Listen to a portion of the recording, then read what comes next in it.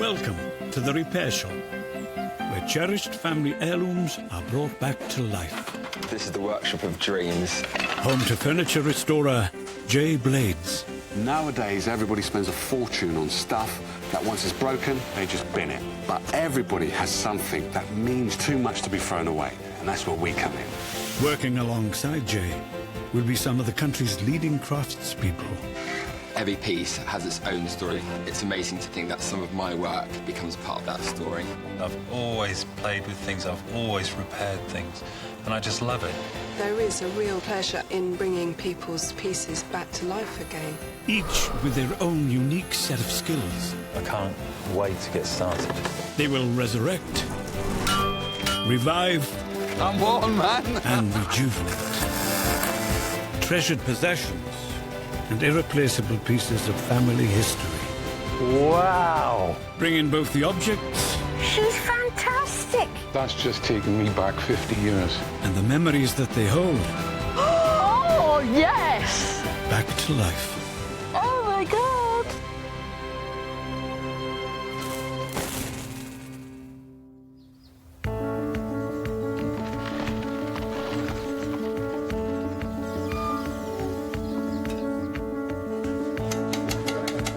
In the repair shop today, silversmith Brenton restores a precious piece that's testament to a lifetime of love. My father-in-law and mother-in-law passed away within a day of each other, having been married for 60 years. Furniture restorers Will and Rachel unite on a project where time is of the essence. Obviously, I want to try and get it done because we've got a baby on the way. Have we?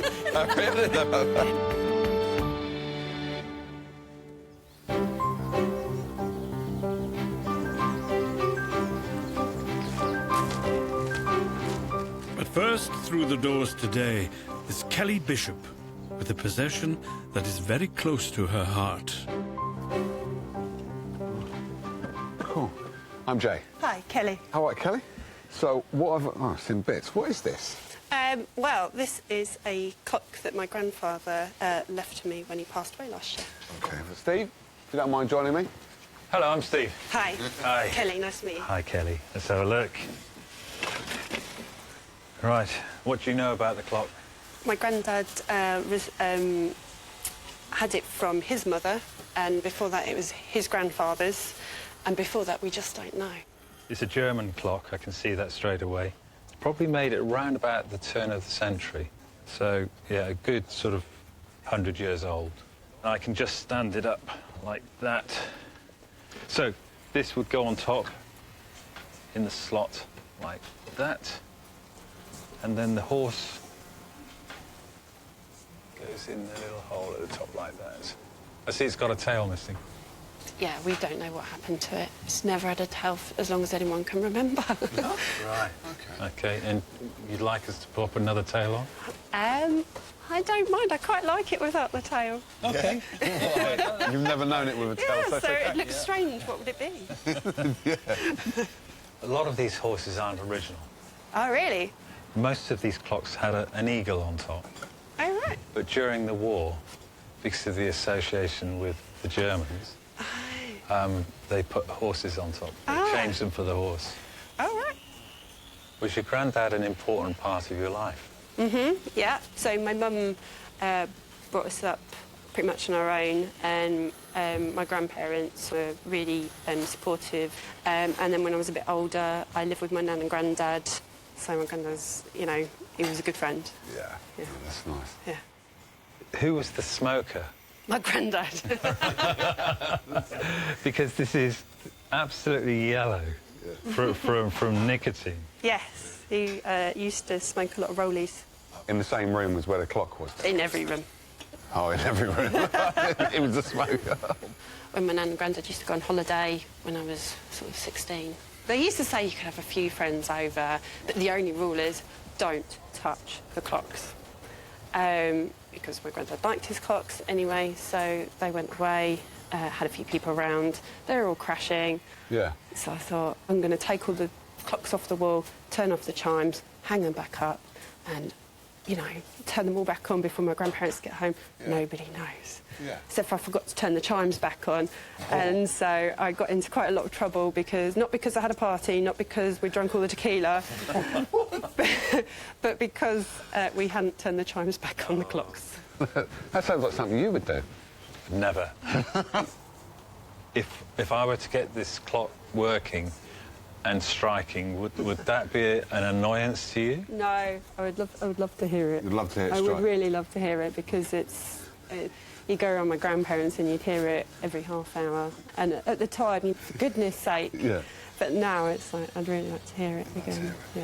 And that sound would evoke memories Yeah. of your grandparents? Yeah. Well, So, can we do something with it? at first glance, it looks as if this hasn't been serviced for donkey's years. I would suggest at least since my great-granddad died. So. Right. And that was early 80s. OK, it's probably extremely worn, and I hope it's not really worn. But we can look into that. Yeah. And we can get it sorted if it is. Yeah. This is so important to you. It's going to give me a great pleasure to get it working again for you and get it striking and sounding good again. So, thank you for bringing it in. Thank you. All right, we'll let you know once it's all sorted. Thank you. Thank you very much. OK, Right, thank you take care now. See you. Bye-bye now. The chime always meant something like bedtime or dinner time. If I can hopefully get the clock working again and I could hear it chime and my son could hear it chime, and that was in my house all the time. And it's just exactly my granddad, really.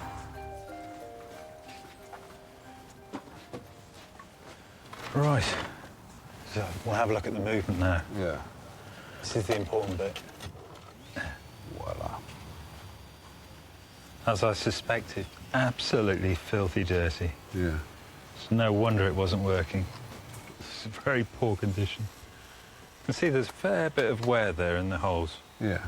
The teeth are slightly worn, but not too bad, actually. I might have to tidy some of them up. So, you've got to take that all apart. Yep. Have a look at the teeth. Yeah. Definitely got to clean that window. That's just... that's yellow, isn't it? In this case, we don't need to make this super perfect. She doesn't want to tell. I know. I can completely understand why she doesn't want a tail on it. Yeah. Because it's never had a tail as long as she's known it. Yeah. So it wouldn't be her grandfather's clock if it had a tail on it. If it had a tail. Yeah? Yeah. Well, I'll leave you to it. Okie dokie. Pop the cake over there and get started. This is quite a good quality German clock. I think actually in my 45 years of doing clock repairs, I've probably be getting on for 1,000 of these. Looking at this, it's a typical clock that's been left for a long, long time without any work being done to it. The build-up of dirt is incredible. How this clock was ever working, I don't know. So I've got to strip it down, rectify any of the wear, put it all back together, and all being well, it should be OK. And Kelly can have a working clock.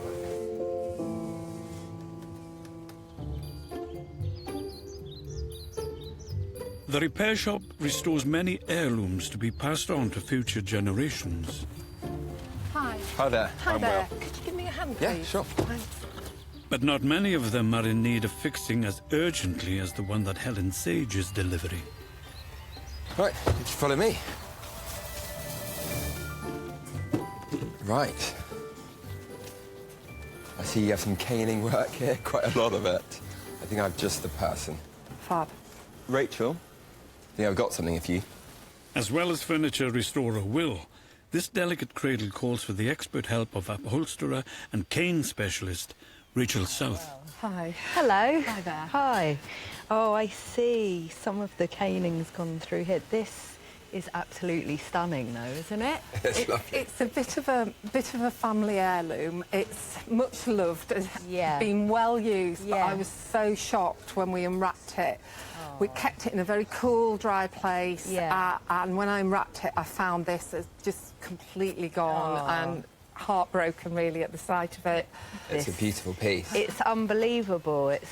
It's really something very special. How did you come by this?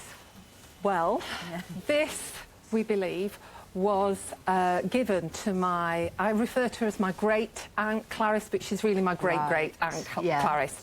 She was lady's maid to the Duchess of Portland, and that's really how her and Horace met, her husband, because he was the gentleman's outfitter for the Duke. After Clarice and Horace got married, when they were having a baby, that this was a present from the Duchess of Portland to them. And this cradle has come down through the generations of the family to be mine, and now I'm feeling the weighty responsibility of actually owning it. Is this going to go back into action once it's been restored? That's the hope. My daughter and her wife are due to have a baby in the next couple of months, so I'd really love to be able to let them use it in the same way I was allowed to use it. So looking at the cane here, it's particularly fine, this cane. So it's a Victorian piece, isn't it? Sort of Gothic style with this lovely shape here. So what would you like us to do to it then? It would be really lovely if it was restored to its former glory, if the panels were checked and back without holes. It's lost parts of it. It used to have finials just on the top. I don't know where they've gone. I really don't know where they've gone. Do you remember roughly what they look like? Yes, I do. Quite similar to what's on the top of the base. They sort of match. They're sort of about that size of it. Yeah. They used to sit, there were 2 on the top at one time. It sounds like a huge shopping list. And baby's due in 2 months' time, so... Right. Well, on that note, Rachel, you better get back to your bench now. I think so. Thank you for coming down. Thank you very much indeed. It's been a pleasure to meet you, and we'll let you know when it's ready to be picked up. Brilliant. Exciting. Thanks so much. Thanks so much. Thank you very much. Bye-bye. Bye-bye. Lots of work. Yeah, I'm going to have to get some of my really fine tools out. But I absolutely love this, and the whole story that goes with it as well. It's a really unusual piece of furniture to have lasted this long. You're going to cane that entire panel, are you? I am, yeah. I'm going to take the whole panel out, and obviously I want to try and get it done because we've got a baby on the way. Have we? There's a baby on the way, yeah. What about you? So the finials would be handy? The finials would have had a cord attached to them so that Mum gets to sit down and have a rest and she can just use the cord to rock the baby. So clever. It's lovely, yeah. It seems like we've both got a lot of work to do. Exactly. So you better get rocking. Come on, I'll give you a hand over to your bench. Thanks very much, Will. Cheers. Rachel's first job is to remove all of the damaged canework from the side panel. I'm just going to begin to cut through, and you can actually see how dry and brittle that is because I'm hardly putting any pressure on it at all, and it's literally just breaking away there. And that is actually coming off quite nicely. It always looks a bit brutal, I think, sort of cutting into the whole panel. Right. So next thing, I'm going to cut these little loops. Then you can begin to see underneath are the holes, and that's where the cane's actually woven into the frame. I feel a little bit apprehensive because when you're sort of taking everything off, I'm really aware of the rest of the piece of furniture, and, you know, with things like this, I don't want to run any risk of doing any damage. But I think once I've sort of got everything cleared out and it's all cleaned up, then I'll begin to feel really sort of excited.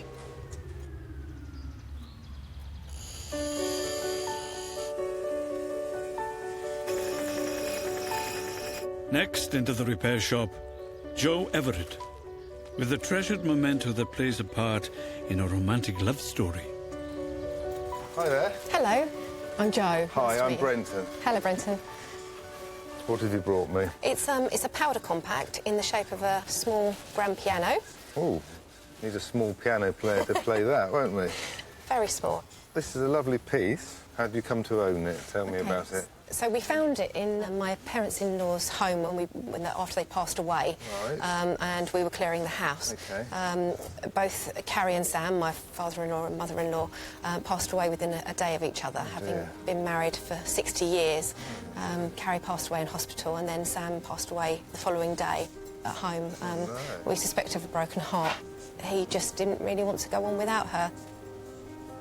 But we found it in with a bunch of cards that Sam had given to Carrie, anniversary cards and birthday cards. So it would have been a gift, almost certainly, from him to her. Yes, I think so. I mean, I think the fact that it's broken and she'd kept it. So what's wrong with it? Well, it's quite dirty on the outside, but inside, this little clasp is broken. Okay. And the mirror is missing. And then there's another thing that goes on there for the... There should have been a little powder sponge, really, that would have gone in there, which is missing. I'm not au fait with powder, I'm afraid. Well, unfortunately, I am. But what's really nice about it is it would have sat on your dressing table, or if you were out for the night, you would be able to put that down and then apply your powder. That's amazing. And then you just fold the legs back up and pop it in your bag or what have you. Fold it all back up and pop it away. Brilliant. So we need to make a mirror for it. And make that so it stays down on its own. Yes, hopefully. And I'd like to get it repaired for my daughter, who is the youngest of their 8 grandchildren. So she was only 6 when they passed away. And we thought it might be a nice memento to give to Charlotte to remember her Nana and Grandad and the love that they had. So this would be really nice if this was in tip-top condition for her to remember them by. Yes. The piano has got a great amount of sentimental value to us because my father-in-law would have given it to my mother-in-law, and it sort of signifies the special relationship that they had and the fact that they were married for 60 years, but it's also a testament to how much they loved each other. What a lovely piece this is, and what a lovely story as well. So I've got to establish whether this is brass or white metal, first of all. Secondly, I've got to get a magnifying glass and see why this little clasp isn't working here, and make a template for the mirror, cut a mirror, fit the new mirror. That's the easiest part of it. And then maybe put some powder in it and powder me head. Stop that shining.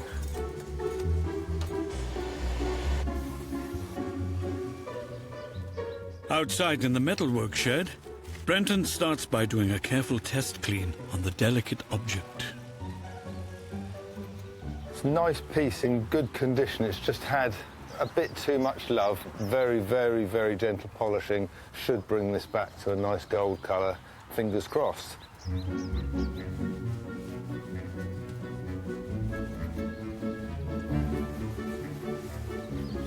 So the little bit I've polished up there looks okay. Until I've got it all done, I won't know.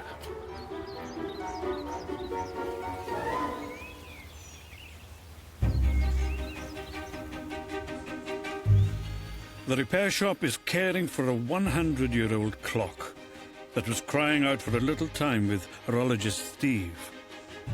It was so tired and dirty that it had completely given up the ghost. Real build-up of thick, gooey dirt. The mechanism is now free of all the clogging oil and dust, and Steve can begin turning back time. The next stage is I'm going to go through it and check and see exactly where all the wear is, and then I can start working on rectifying. I've got one wheel here that's got worn trundles, which are the teeth that the main wheels run into. It's basically in clockwork, the teeth are supposed to roll around each other, and if you get excessive wear, the teeth will then rub on each other. Not only does that create a lot of friction, but also it creates a lot of wear as well, and that's why it's important to have a clock overhauled regularly.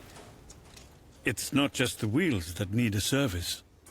This pivot goes into this hole here, and that hole is basically worn across the plate like that, and I need to bring it back to that point, and that's by rebushing, and that's putting a plug of brass in to the right position, so that that pivot will be nice and snug and work properly in the right position.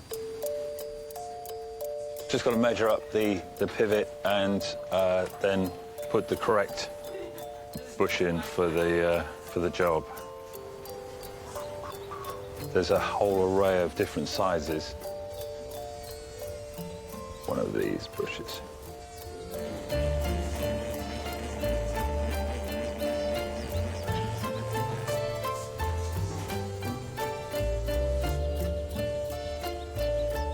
I'm now going to use the bushing tool. Just pop it in there.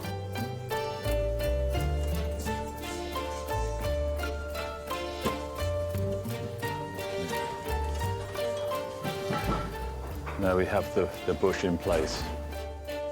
There we go, and this wheel fits in there beautifully. There are over 100 intricate working parts to this clock, most of which need renovation. So I've just got to replace all of these bars now, and once I've done that, I'll seal the end, and it will be as good as new. That should run now for hundreds of years. Over at her bench, cane expert Rachael is working on a piece of Victorian history. This cradle was originally a gift from the Duchess of Portland, and Rachael must now attempt to replicate the original intricate cane work. I've got this super fine cane, it's 1.7 mil, because I want it to match the rest of the panels. It's quite important that everything is exactly the same as the other panels. But it is very fragile. Hopefully, when it's complete, Helen's not going to know which panel has been recaned. So, just to start, cane's gone through the hole there, down into the corresponding hole here, and then it loops back through. I've got to fill in the whole of this panel, and then I'm going to be on to stage 2. So, off to a good start. Following in her father's and grandfather's footsteps, Rachael is the third generation of her family skilled in the caning craft. She's going to have to call on all of her years of experience for this job. Things really slow down at this stage, and it's really quite fiddly to begin to put this weave in. I'm trying carefully to keep my verticals straight and the horizontals straight, but actually it's really lovely at this stage because you can begin to see this small intersection here of all 4 strands, and that is one of the main characteristics of this traditional 6-way cane pattern.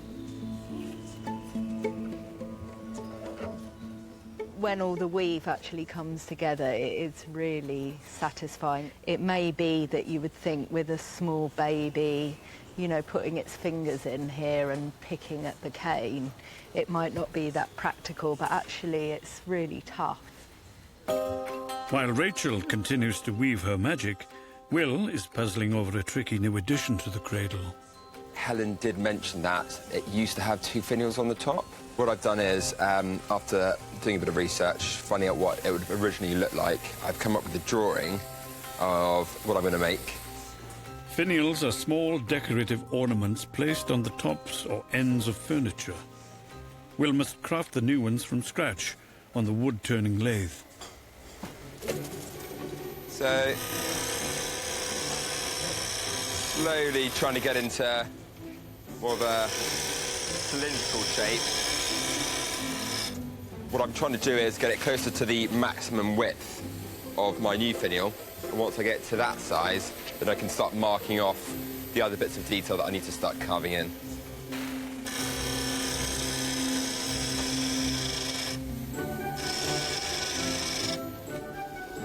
So, hopefully, those different sections there will end up looking like those different sections there. It's really tricky because if the wood is quite brittle, you have to be really careful when you're turning it to quite fine pieces because any sudden pressure in the wrong area and it can split.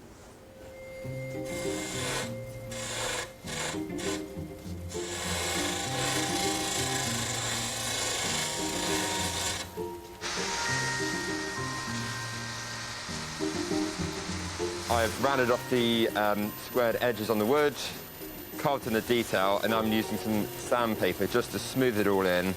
The smoother the surface, the better the polish.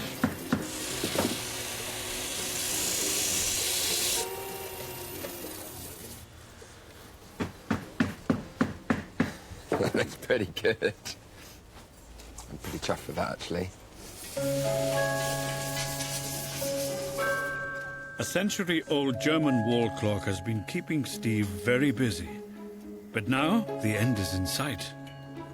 So the last job I've got to do on this clock is to re-hole this mainspring because it's ripping out. You can see how it's ripped here and here. Basically, that's a broken end of a mainspring that could cause a lot of damage to the clock if that goes with a bang. I'm just going to snip off the broken end. I'm going to heat it up to red hot. Then I'm going to draw the heat away very, very slowly. And that's basically softening the steel. If I were to leave it hard and brittle, it's likely to break off at the end.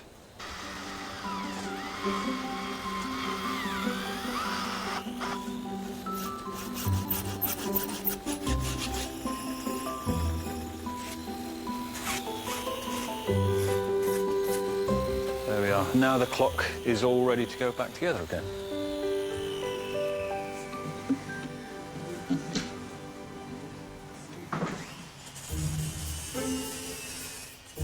Will and Rachel have been working in tandem to repair and restore the Victorian cradle. Its owner, Helen, is due to welcome the arrival of a grandchild in just a few weeks' time. And keen to keep things on track is repair shop foreman Jay. Getting broody yet? Broody. Look at the amazing job that Rachel's done on the side. No, Rachel has done a blinding job, but she's going to stain it up as well to marry it all into the rest, isn't it? Yeah. OK. So, I've made up the missing finials that would have been originally on the top. Because we think of everything, don't we? And I like that. Oh, well done. Jake, would you do me the honour of gluing them on for me? So, if you pop a bit of glue in there, look at this teamwork, just a bit of... In there? Yeah, just a tiny bit in there. That's one. Was that slow-moving glue? God blimey. That's it. Lovely. Beautiful. A real team effort. That is a real team. Rachel, myself, and now you. That's nice, though. Yeah. It finishes it off well, doesn't it? Well, it takes your focus to the top, but really what you're going to be looking at is the baby in there. There's the baby.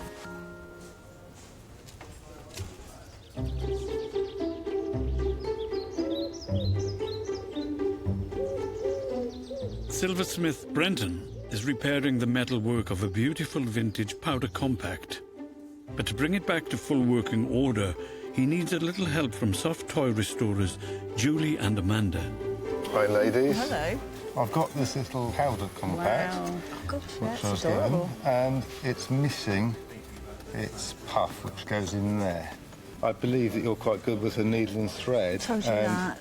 Correct. The rumour got out, and it's way beyond my skill set. So do you think that's something you could do? Absolutely. The little sifter inside is pink, so if we can go for the same sort of colour as that, either pink or... Can I of have course. Because that's got a velvet edging, I think. Would you like it velvet? I'll take your advice on that. OK. It's amazing, isn't it? Yeah. That it's all still... Still there, 60 years later, that's still in there. So if I made a template the same size as the sifter... Yeah, definitely. That's no problem. We'll do that for so you. I'll make you a template. Yeah. Thank you very much. Thanks a lot. OK. OK. As well as making a template for the powder puff, Brenton has also made one for the missing mirror that once lived in the lid of the compact. The mirror has been cut to fit the piano. It now copies my template I made. However, the edge of the mirror is sharp, and the edge of the mirror on this piano should be beveled. Beveling is cutting a small 45 degree on there. So the reason we need to bevel is, one, it takes the sharp edge off, and two, it actually looks really nice. That extra 45 degree cutting around the edge just makes the mirror look really pretty. Now, there is a machine that does this. However, because it's such a small piece of mirror, I'm doing it by hand. I'm using wet and dry paper and slowly working away at it. Once I've got all the way around, I can fit the mirror back into the piano.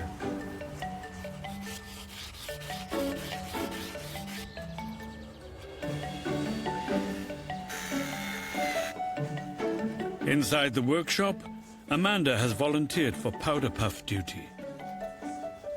I've never actually had to make a grand piano-shaped compact puff before, but there's always a first time for everything. I'm using really nice cotton velvet that is this lovely pale sort of powder pink. It looks kind of faded, so it looks a little bit aged, so I think that's quite nice because it will sit well with the age of the compact. From what Brenton was saying, I think it's a good job that he's handed this over. We do most of the sewing, and he's not confident in the sewing department. He needs a little bit of help on this one.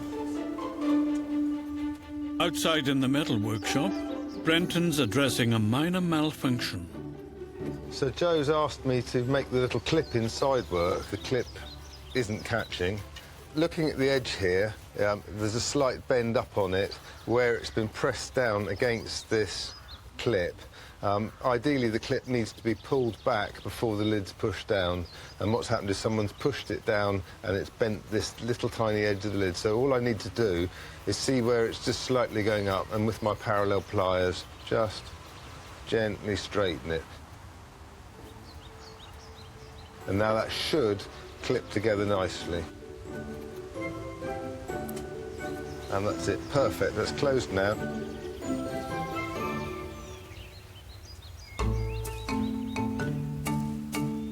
Steve has taken a German wall clock under his wing.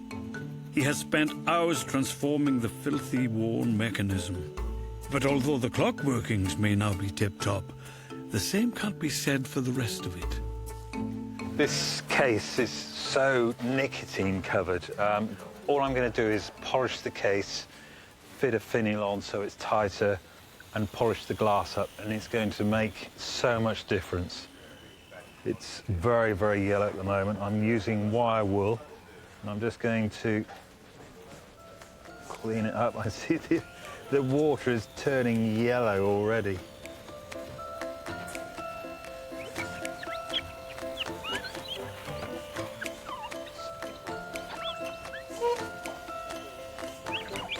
Squeaky clean. Good, I'm just going to pop the mechanism back in, then I can hang it up and test it to see if it works right. So, just got to go and hang it on the wall.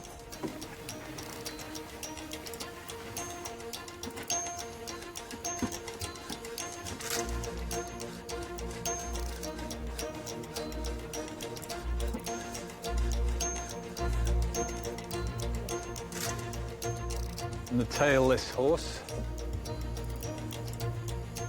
There. Good. Kelly's going to be so pleased with this. Oh, James, that's wonderful. Kelly and her sister Claire lost their much-loved granddad last year. And the clock he was so proud of came to Kelly. The clock was in quite a bad way. I would say it didn't work, which is a bit of a shame. Didn't chime, didn't tick. It was a little bit yellow. My granddad was quite a heavy smoker, smoking rollies. Nobody was allowed to touch the clock, so my nan was not even allowed to clean it, which annoyed her somewhat, I would say. Now every cog, pivot and spring has been lovingly refurbished. Oh, wow. It will be a constant reminder of the man that meant so much to Kelly. It goes in here. Me and my granddad were pretty good friends, I would say. It's not your typical grandfather-granddaughter relationship. We used to have good chats, and I used to ring him up and ask him for advice. I thought my granddad was awesome. I'm excited to get it on the wall now. There we go. Wow. Looks a lot better? It does. It looks a lot better, doesn't it? It looks just like I remember it. Oh, I should wind it up, really.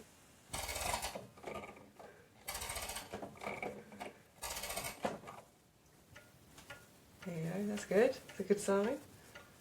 It's cool, right? Like it. Happy? Really happy. Wait for the chime. I know, right?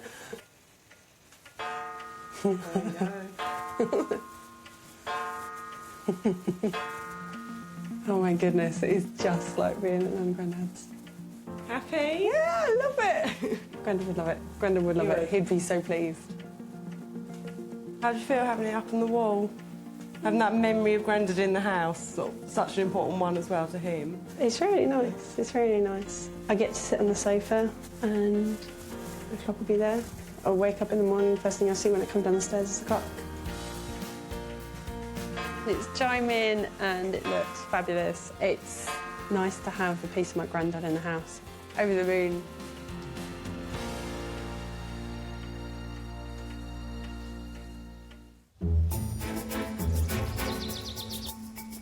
Back at the workshop, Rachael is putting the final touches to the restoration of the Victorian cradle. The last part of this restoration of this cane crib is to actually reproduce the colour of that panel that was there originally.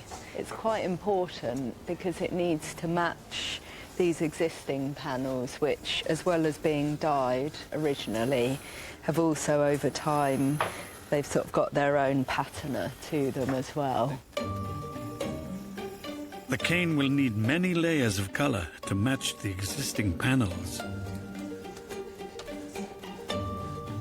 This coat that's going on is an umber pigment, and I think it's really sort of bringing out this lovely rich quality, this rich colour that really ties in with the existing panels on the cradle.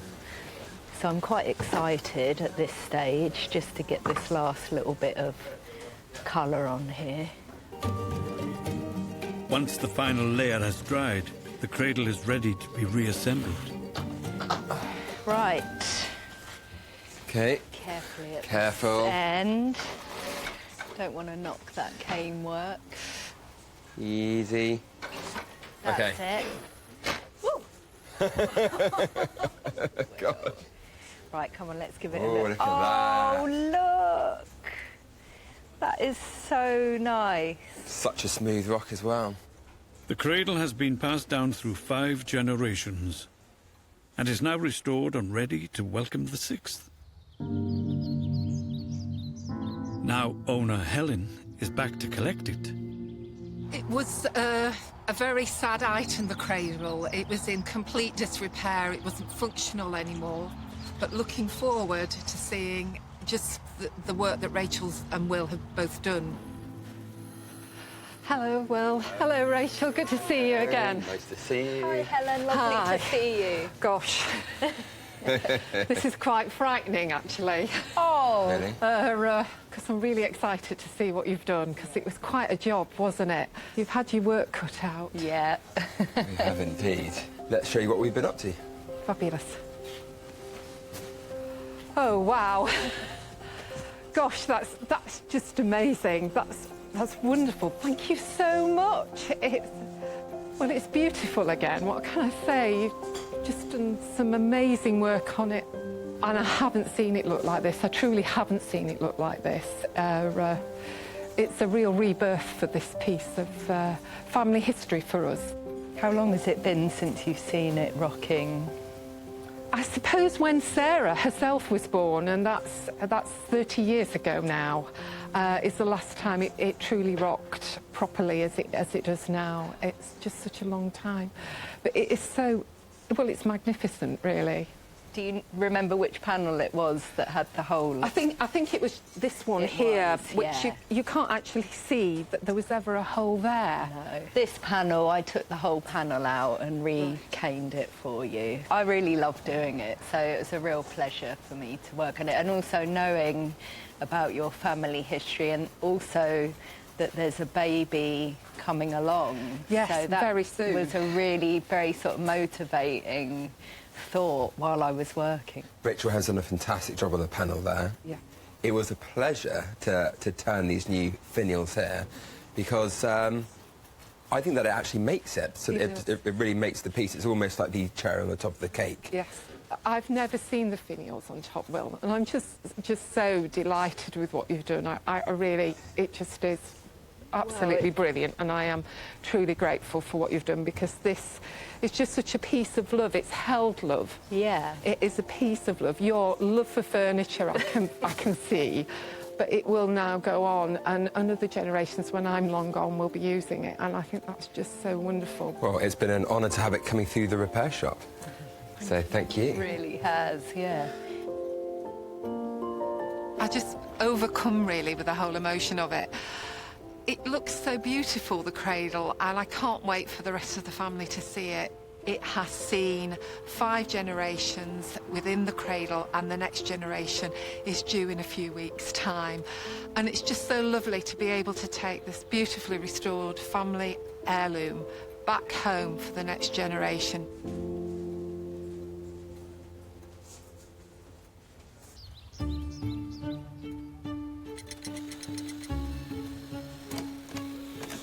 Silversmith Brenton has been restoring a powder compact, a vintage love token that was in desperate need of some love itself.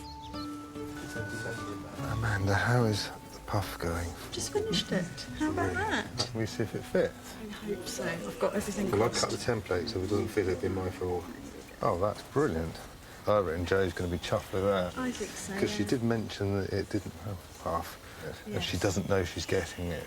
Yes. So this would be a little bonus. She's got her piano fixed and it's complete Yes, now. I think from a girly point of view, that finishes it Just off the for right me. colour as Yeah, well. So yeah, she's it's perfect. she- Absolutely. I think she's going to be really pleased. That's great. Thank you so much for doing that. Brilliant. Thanks. Thanks. With the owners of the compact due to collect it, Brenton still has one final fix. Yeah, that's all working now. So now I've just got to glue the mirror in. We don't want to put too much glue on. One, we don't want it all squirting out the sides, and 2, someone might want to get this mirror out again if it unfortunately got broken again. You don't want to be too hard to get out. So 3 little dots will be sufficient to hold this mirror in place like the original piano had.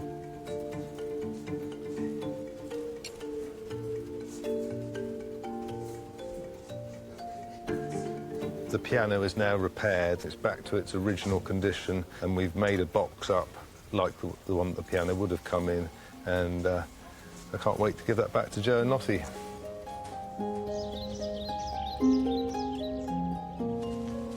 Jo and her daughter Lottie have arrived to collect their family heirloom, once given by Lottie's grandfather to his beloved wife. Hello. Hi. You are? Lottie. Lottie. All right. How are we Hello. doing? You all right? Tell me what your mum brought in. A piano compact that was quite broken and dirty. And was missing a mirror, so we're really hoping that Not much you're wrong gonna... with it.